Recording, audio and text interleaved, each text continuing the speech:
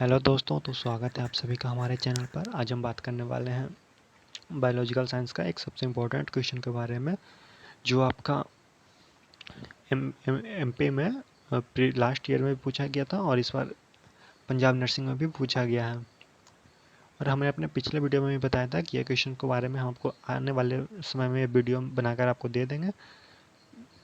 तो आज हम वही देखने वाले हैं, रिस्पिरेटरी सिस्टम के बारे में। तो हमारा आज का पहला क्वेश्चन कह रहा है, draw a level diagram of respiratory system and explain it. तो श्वसन तंत्र को एक नामांकित चित्र बनाना है और उसे विस्तारपूर्वक वर्णन करना है। ये आपका रिस्पिरेटरी सिस्टम का लेवल डायग्राम है, जिसमें नोज हो गया आपका, ऊपर में फ्रंटल साइनस हो गया, फिर इधर आपका स्फेनोइडल साइनस हो जाता है, ये nasal cavity, pharynx, alveoli, लैरिंग्स, trachea, और इसी तरह आपका एल्वियोली हो गया, ब्रोंकस हो गया, राइट लंग, फिर ये हो गया लेफ्ट लंग हो गया यहाँ पर, फिर ये आपका ब्रोंक्यूल्स हो गया, ये डायफ्राम हो गया। तो ये सबका डायफ्राम हो गया पूरा, लेफ्ट एंड राइट लंग्स हो गए दोनों। ये ट्रैकिया होता है, और इसी तरह ये बट करके छोटे भागों में बटता है। इसमें जो छोटा छोटा दिख रहा है गोल गोल, ये एल्वियोली करता है। इस हम आपके आगे वीडियो में पूरा समझेंगे कि लंग्स के बारे में, और पूरा कह लीजिए पूरा रिस्पिरेटरी सिस्टम को समझेंगे हम लोग। तो अगर अभी तक आप लोगों ने हमारे वीडियो को लाइक नहीं किया है, चैनल को सब्सक्राइब नहीं किया, तो जल्दी से कर लें। हम आपको नर्सिंग रिलेटेड सारी इन्फॉर्मेशन प्रोवाइड कर रहे हैं। तो चलिए अब आगे बढ़ते हैं। सबसे पहले हम देखेंगे श्वसन का डिफिनीशन, कि श्वसन कहते किसे हैं। तो कहता है ना कि श्वसन की प्रक्रिया वातावरण, रक्त और कोशिकाओं के बीच में होता है। यानी कि वातावरण, रक्त और कोशिकाओं के बीच में गैसों का आदान प्रदान होता है, जिसके कारण ऑक्सीजन को शरीर में अंदर लिया जाता है और कार्बन डाइऑक्साइड को शरीर से बाहर निकाल दिया जाता है। इस प्रक्रिया को हम श्वसन कहते हैं, या रिस्पायरेशन। अब कहता है श्वसन आपका दो प्रकार का होता है। पहला श्वसन आपका कहलाता है बाह्य श्वसन, और दूसरा आंतरिक श्वसन। तो बाह्य श्वसन देखते हैं। इसमें कहता है कि बाह्य श्वसन में ब्लड और लंग्स के एल्वियोली के बीच में होता है। जो बाहरी श्वसन होता है ना आपका, रक्त और फेफड़ों के जो एल्वियोली थे उनके बीच में होता है, इसलिए इसे पल्मोनरी सर्कुलेशन भी कहते हैं। और दूसरा होता है आंतरिक श्वसन। तो आंतरिक श्वसन कहता है कि इसमें गैसों का आदान प्रदान ब्लड और सेल्स के बीच में होता है, यानी कि रक्त और कोशिकाओं के बीच में, इसलिए इसे उत्तक श्वसन भी कहते हैं। चूँकि यहाँ पर सेल्स हैं, यहाँ पे सेल्स आपका, यानी कि सेल्स मिलकर टिश्यू बनाते हैं यहाँ, इसलिए इसे उत्तक श्वसन भी कहते हैं। अब देखते हैं कि श्वसन तंत्र का निर्माण में कौन कौन से अंग हमारा भाग लेते हैं। तो कहते हैं श्वसन तंत्र में हमारे टोटल 6 अंग भाग लेते हैं। पहला नोज, दूसरा ग्रसनी यानी कि फेरिंग्स, तीसरा स्वर तंत्र या लैरिंग्स, चौथा श्वास नली यानी कि ट्रैकिया, पांचवा श्वसनी यानी कि ब्रोंकाई, और छठा आपका हो गया लंग्स। ये टोटल 6 ऑर्गन है जो श्वसन तंत्र में भाग लेते हैं, और यही 6 ऑर्गन मिलकर के आपका पूरा रिस्पिरेटरी सिस्टम का निर्माण करते हैं। चलिए सबसे पहले हम देखेंगे नोज के बारे में, देखेंगे और इसे समझेंगे।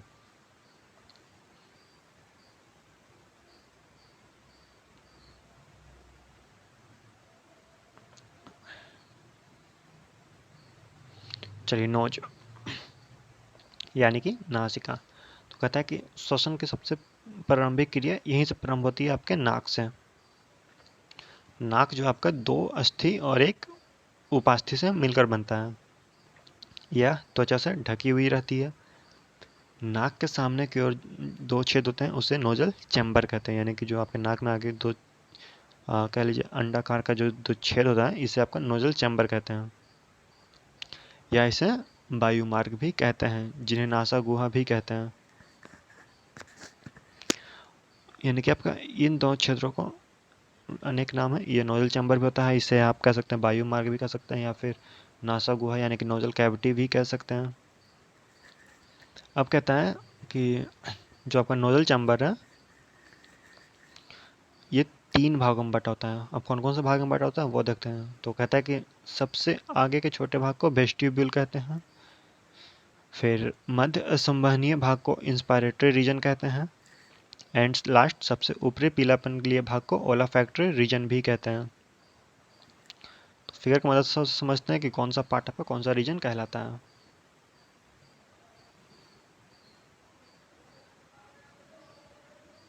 देखिए ये जो आपका यहाँ पे ग्रीन कलर से इंडिकेट किया हुआ है, ये आपका टोटल ये वेस्टिब्यूल हुआ, यानी कि ये सबसे पहला भाग हुआ। दूसरा भाग आपका कहलाता है ये पूरा रीजन इंस्पायरेटरी रीजन, यानी कि ये मध्य संवहनीय भाग बीच का संवहन का भाग है, इसलिए इसे इंस्पायरेटरी रीजन कहते हैं। और ये जो आपका पर्पल कलर में ब्लू कलर में, ये आपका ओलाफैक्टरी रीजन कहलाता है, सबसे अंतिम भाग। तो नाक आपका नोजल चैम्बर, यही 3 भाग में बटा है, यानी कि ये पूरा आपका नोजल चैम्बर कहलाता है। और जिसमें सबसे आगे के भाग को वेस्टिब्यूल, बीच के भाग को इंस्पायरेटरी रीजन एंड सबसे ऊपरी भाग को ओलाफैक्टरी रीजन कहते हैं। चलिए आगे देखते हैं। कहता है नाक के अंदर श्लेष्मक झिल्ली होती है जिसमें से श्लेष्मा निकलती है। और यह श्लेष्मा का क्या काम है कि यह श्लेष्मा आपको जितने भी धूल कण कीटाणु ये सब आपको नाक में ही रोक देते हैं, आपको अंदर फेफड़ों में जाने से इन्हें रोकते हैं। और कहता है कि नाक के अंदर रक्त कोशिकाओं का जाल बिछा रहता है जिसके ऊपर छोटे छोटे बाल होते हैं जो अंदर वाले सूक्ष्म कणों को नहीं जो अंदर जाने वाले सूक्ष्म कणों को रोक देता है। अब कहता है कि श्वसन तंत्र में हमारा दूसरा जो अंग है वो है आपका ग्रसनी यानी कि फेरिंग्स। चलिए फेरिंग्स देखते हैं। कहता है कि फेरिंग्स हवा और भोजन का समान पथ है, यानी कि इससे हवा भी जाती है और भोजन भी जाती है। यह नेजोफेरिंग्स नाक के जो आपका नेजोफेरिंग्स है, कह रहा है नाक के पीछे के पृष्ठ भाग और ओरोफेरिंग्स यानी कि मुंह के पीछे के अधर तथा लैरिंगोफेरिंग्स निचले भाग में विभेदित रहता है यानी बटा रहता है। इन शॉर्ट कह सकते हैं कि आपका ग्रसनी टोटल 3 भाग में बटा होता है, एक नोजोफेरिंग्स, दूसरा ओरोफेरिंग्स एंड तीसरा लैरिंगोफेरिंग्स। यहाँ पे जी छुटा हुआ है, NGO होता है, LARYNGO PHARYNX। कहता है यह सांस में लिए गए वायु को अंतःनासिक छिद्रों द्वारा नेजोफेरिंग्स क्षेत्र में प्राप्त करता है तथा लैरिंगोफेरिंग्स के क्षेत्र में ग्लॉटिस द्वारा उसे ट्रैकिया में भेजता है। चलिए अभी से समझते हैं टोटल फिगर से।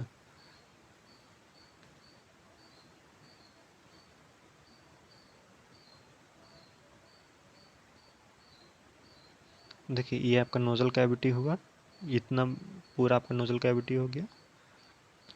अब यहाँ से लिया गया श्वसन, ये आपका जो यहाँ पे डार्क रेड कलर का, ये आपका कहलाता है नोजोफेरिंग्स।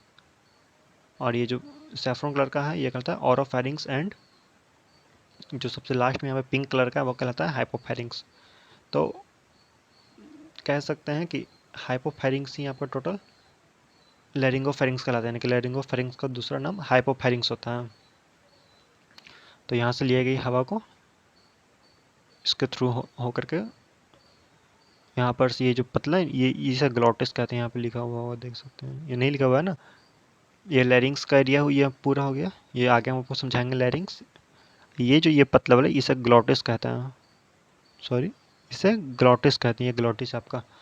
तो इसी के द्वारा हवा होकर के ट्रैकिया में जाती है, ये नीचे वाली ट्रैकिया में।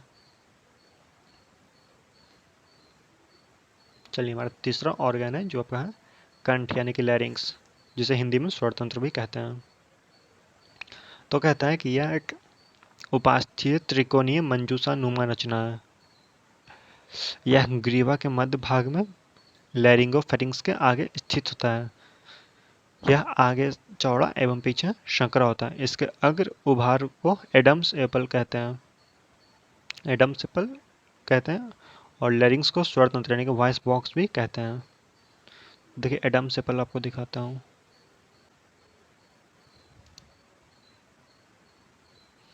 ये जो यहाँ पे उठा हुआ रहता है यही आपका कहलाता है एडम्स एपल।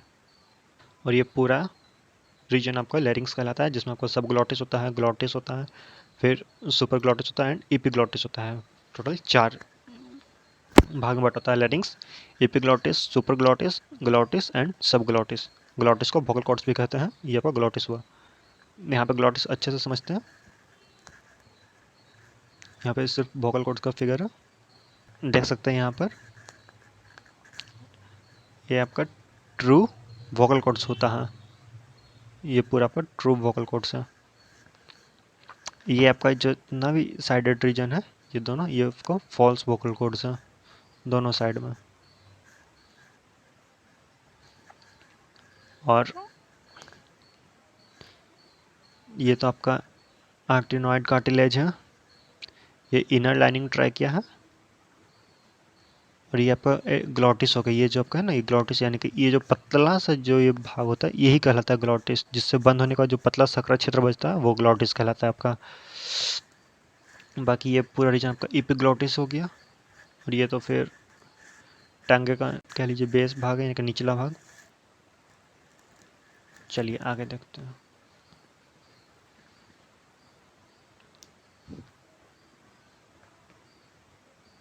कहता है स्वर तंत्र में पीले इलास्टिक फाइबर्स यानी कि लिगामेंट्स की बनी हुई दो जोड़ी स्वर रज्जुएं यानी कि वोकल कॉर्ड्स रहते हैं। ये थायराइड उपास्थि के कोन तथा एट्यूनाइड्स उपास्थियों के स्वरोप्रभदों के बीच फैले रहते हैं। के आंतरिक जोड़ी को ट्रू वोकल कॉर्ड्स कहते हैं, जो भी हमने बताया। ये रीजन आपका ट्रू वोकल कॉर्ड्स होता है। फेफड़ों से निकलने वाली हवा के द्वारा ट्रू वोकल कॉर्ड्स में कंपन होता है, जिसके कारण ध्वनि उत्पन्न होता है। और ट्रू वोकल कॉर्ड्स के बीच में जो पतला संकर दरार होता है उसे ग्लॉटिस कहते हैं। चलिए अब देखते हैं हम लोग ट्रैकिया यानी कि श्वास नली को। तो कहता है कि ट्रैकिया एक पतली दीवार होती है जो 11 सेंटीमीटर लंबा और 2.5 सेंटीमीटर व्यास का होता है। इसे वायु पाइप यानी कि बिंड पाइप भी कहते हैं। ये आपका ऑब्जेक्टिव में आया है। ट्रैकिया का दूसरा नाम क्या है? तो ट्रैकिया का दूसरा नाम आपका बिंड पाइप होता है।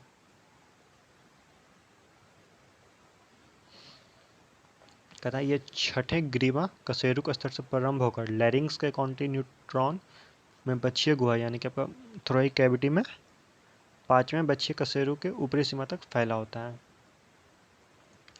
ये हाइलिन उपास्थि का 16 से 20 पश्च अपुंशी आकृति के बलयों का बना हुआ होता है। यानी कि हाइलिन कार्टिलेज का जो ये इसका रिंग बना होता है ना सी आकृति का, वो हाइलिन कार्टिलेज का बना होता है। कहता है कि ये जो रिंग होते हैं यानी कि बलय लिगामेंट्स के द्वारा आपस में जुड़े रहते हैं। अब ये रिंग्स का क्या काम है? तो ये रिंग्स आपका ट्रैकिया को मतलब आपस में अंतः शोषण के टाइम में इसे चिपकने से बचाते हैं। जब शोषण होती है अंतः शोषण, तब ये ट्रैकिया आपस में सिकुड़ कर चिपके नहीं, इसलिए ये जो ब्लय होते हैं, रिंग होते हैं, इन्हें बचाते हैं। कहता है कि ट्रैकिया का 1/3 पश्च झिल्लीदार दीवार चपटी रहती है, यानी कि पिछला दीवार इसका 1/3 भाग चपटा रहता है। चलिए ट्रैकिया को देखते हैं, ट्रैकिया का स्ट्रक्चर। देखिए ये आपका पूरा लैरिंग्स हो गया, ये इतना एरिया आपका ये ट्रैकिया है। और इसमें जो सी आकार का रिंग होता है इसकी संख्या कितनी होती है? तो 16 से 20। इसे काउंट भी कर सकते हैं। देखिए 1 2 3 4 5 6 7 8 9 10 11 12 13 14 15 16 17 18, तो 1 19 20। तो कह सकते हैं इसमें किसी किसी में 16 रहेगा, किसी में 17 या 20 के बीच तक रहता है। तो ट्रैकिया में सी बलयों की संख्या कितनी होती है? सी से बलयों की संख्या तो 16 से 20 होती है। चलिए अब श्वसनीय देखते हैं, श्वसनी के बारे में। तो कहता है ना कि ट्रैकिया के प्रायः समकोण बनाते हुए दायां एवं बायां प्राइमरी ब्रोंकाई में बढ़ जाती है और क्या फेफड़ों में प्रवेश करती है। बायां प्राइमरी ब्रोंकस लंबा, अधिक क्षैतिज तथा 9 से 12 उपास्थीय बलयों युक्त होता है। और दायां प्राइमरी ब्रोंकाई जो होता है ये चौड़ा होता है, छोटा होता है, उदग्र होता है और 6 से 8 उपास्थीय बलयों युक्त का होता है। यहाँ आप देख सकते हैं। कहता है कि ये दोनों आपका प्राइमरी ब्रोंकाई है, प्राइमरी ब्रोंकस। ये थोड़ा सा यहाँ पे इसके अपेक्षा ये ज़्यादा हॉरिजेंटल है और ये थोड़ा सा कम है, ये हल्का सा वर्टिकल में आ जाता है। इसमें आपका टोटल 10 से 12 बलय रहते हैं और इसमें 6 से 8।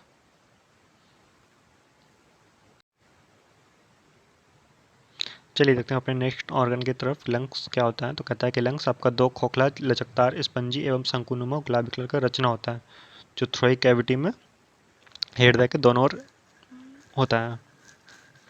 बच्चे गुहा के पीछे कशेरुक दंड आगे से स्टर्नम एवं पार्श्व तल पर पसलियों से सुरक्षित रहता है। कहता है कि आपका लंग्स जो है जो ऊपर में ग्रीबा और नीचे में डायफ्राम से घिरा हुआ रहता है। और लंग्स आपका प्लूरल थैला यानी कि प्लूरल सैक में स्थित होता है जो आपका पारदर्शक प्लूरल झिल्लियों से ढका हुआ रहता है। कहता है कि दो प्लूरल के बीच के संकरे स्थान को प्लूरल गुहा कहते हैं और इसमें आपका सिर में द्रव भरा हुआ रहता है यानी कि जिसे प्लूरल फ्लूइड कहते हैं। और यह फ्लूइड क्या करता है कि इससे आपको प्लूरा को चिकना रखता है जो आपके श्वसन के समय फेफड़ों को घर्षण से बचाता है जिससे फेफड़े घर्षित नहीं होते हैं। और कहता है कि दोनों प्लूरल एक दूसरे से मेडियास्टिनम द्वारा अलग रहता है। अब कहता है कि प्रत्येक फेफड़े के ऊपरी भाग को शीर्ष यानी कि अपेक्स तथा निचले भाग को आधार कहते हैं। इसकी पसलियों के समीप के बाहरी उत्तर स्थल को कॉटल सरफेस, डायफ्राम के नज़दीक के सतह को डायफ्रामेटिक सतह एंड मेडियास्टिनम के और स्थित अवतल सतह को मीडियल सरफेस कहते हैं। और कहता है कि मध्य सतह पर जो त्रिकोणीय उदग्र खांच को हिलम कहते हैं। हिलम के द्वारा फेफड़ों में प्राथमिक ब्रोंकस, पल्मोनरी धमनी तंत्रिकाएं ये सब जाती है और पल्मोनरी शिलाएं और लसिका वाहिनियां फेफड़े से बाहर निकलते हैं। और कहता है कि यह सभी रचना एक साथ फेफड़े को मूल यानी कि रूट ऑफ लंग्स बनाते हैं। कहता है बायां फेफड़ा थोड़ा चौड़ा, छोटा, संकरा परंतु लंबा रहता है जबकि यह तिरछी दरार द्वारा एक लंबा सुपीरियर लोब तथा छोटा इंफीरियर लोब में बटा रहता है।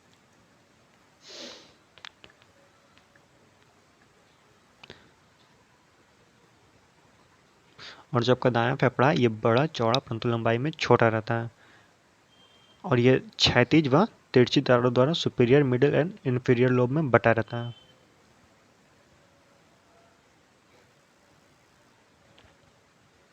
तो देख सकते हैं ये आपका लंग्स हो गया। यहाँ पर ये आपका ये ट्रैकिया हो गया। यहाँ पे आपका लेफ्ट लंग्स के शीर्ष भाग को अपेक्स एंड इसे बेस कहते हैं और ये सुपीरियर एंड इंफीरियर लोब में बटा हुआ रहता है। जबकि आपका right lungs superior, inferior and middle lobe में तीन भाग में बटा रहता है। इसे मिडिल लोब कहते हैं, इसे सुपीरियर और इसे इंफीरियर।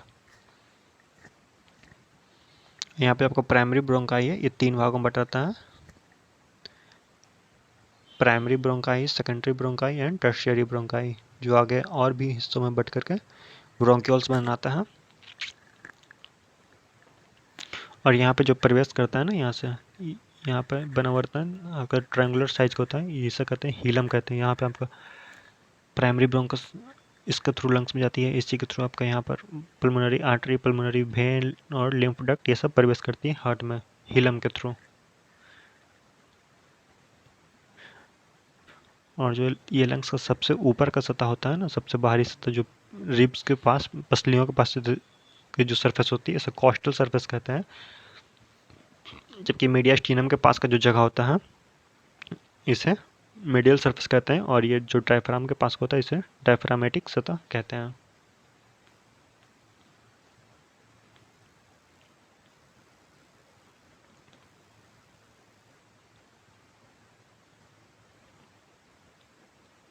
कहते हैं कि फेफड़ों के अंदर प्राइमरी ब्रोंकस विभाजित होकर तथा फिर से विभाजित होकर ब्रोंकियल ट्री नाम का एक निश्चित तंत्र बनाता है। और इस ब्रोंकियल ट्री में क्या क्या होता है? तो इस ब्रोंकियल ट्री में आपका कहता है कि किस तरह से बढ़ता है। तो इसमें प्राइमरी ब्रोंकस लोबों की संख्या के आधार पर बायां फेफड़ा में 2 और दायां फेफड़ा में 3 शाखाओं में विभाजित होकर सेकेंडरी ब्रोंकाई बनाता है। तो कहता है कि आपका लेफ्ट लंग्स में चूंकि दो भागों में लेफ्ट लंग्स बटा हुआ रहता है इसलिए वहाँ पे आपका प्राइमरी और सेकेंडरी दो ही ब्रोंकाई होते हैं, जबकि राइट लंग्स में 3 भागों में बटे रहने के कारण primary, secondary and tertiary bronchi होते हैं। कहता है कि लोबों में प्रवेश उपरांत यानी प्रवेश करने के बाद लोअर ब्रोंकाई विभाजित होकर दाएं फेफड़ा में करीब 10 एवं बाएं फेफड़ा में करीब 8 टर्शियरी ब्रोंकाई बनाते हैं। और कह रहा है कि टर्शियरी ब्रोंकाई फिर से विभाजित होकर तथा पुनः द्विविभाजित होकर, मतलब टर्शियरी ब्रोंकाई है जो कि फिर से 2 भागों में बट करके और फिर से जो 2 भागों में बटा वो वापस से फिर से 2 भाग में बढ़ जाते हैं, यानी टोटल आपका 4 भाग, यानी कि ये टर्सरी ब्रोंकाई है। अगर ये आपका टर्सरी ब्रोंकाई है तो ये 2 भाग में पहले बटेंगे, फिर ये भी 2 भाग में बट जाते हैं, तो इस तरह से टोटल 4 भाग में बढ़ते हैं। तो इस तरह से ये बार बार विभाजित होकर इसे लोब्यूलर ब्रैंकोल्स कहते हैं। यहाँ पे छोटे छोटे छोटे एल्बियोली होता है, जो आपका हवा को अंदर कह लीजिए कि ब्लड में मिलाने का काम करता है। देखिए